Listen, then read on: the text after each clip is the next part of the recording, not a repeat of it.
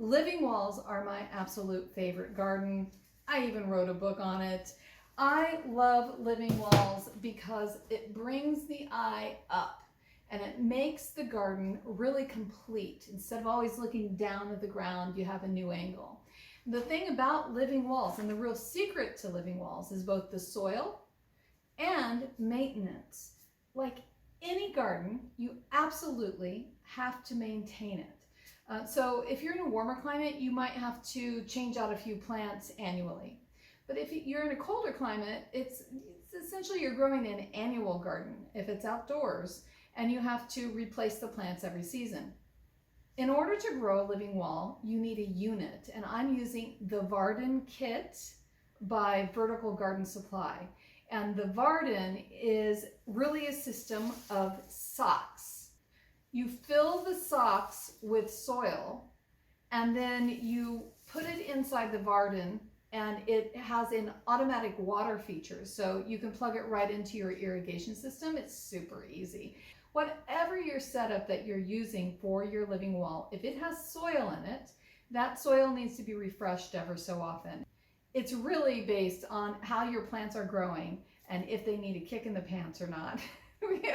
We all need a kick in the pants once in a while.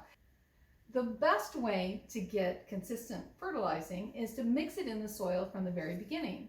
And we're using Beyond Peat potting soil, which is peat-free and has organic fertilizer already added. It is also moisture retentive. So all of those things makes for a really excellent soil mix for living walls. Our project is to refresh the living wall that I have.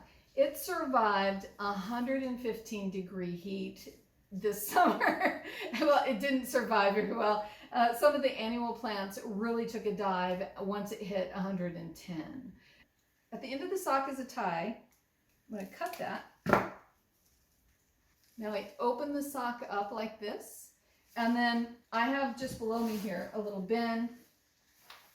I'm going to hang this upside down. Give it a shake. Oh, it all came out. Woo!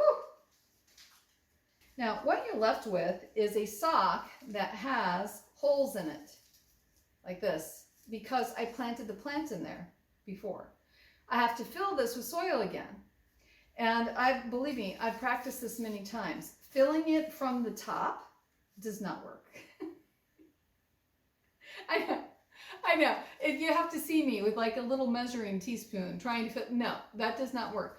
You have to roll this up like this. More dirt.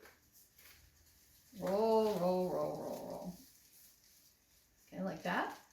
You put it in your bin and you start filling it with soil. And you gradually fill. I'm filling. You fill it and fill it and fill it until it is completely full. I have one already filled. And this is what it looks like. Here are the plants we're going to use. Purple hearts, Foxtail Fern, Silver Dragon Lilyturf, and yes, there are a few bits and pieces that are brown. That's okay. I'll snip off the brown pieces when I get this planted up. You'll never know. And then one of my favorites, which by the way is making my whole garden studio smell like garlic right now, is Society garlic. And you see this little purple, the little purple-y pink flower.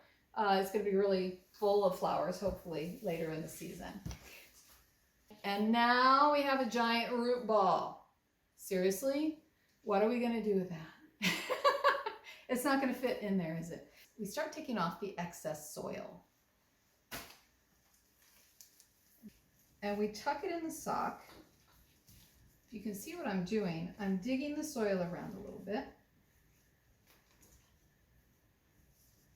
And positioning it there. I'm snipping the Bacopa mercilessly again. Okay, let's just cut the top off. This is the first sock. Once we get all of the plants in the socks, then we can go back. We can fill in the places that might look blank. We can snip off dead things, and we can make it really assemble well.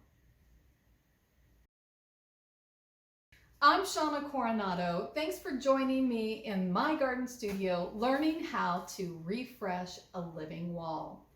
I use Beyond Peat potting soil, which is filled with organic fertilizer, all kinds of ingredients to help hold moisture, and best yet, it is organic.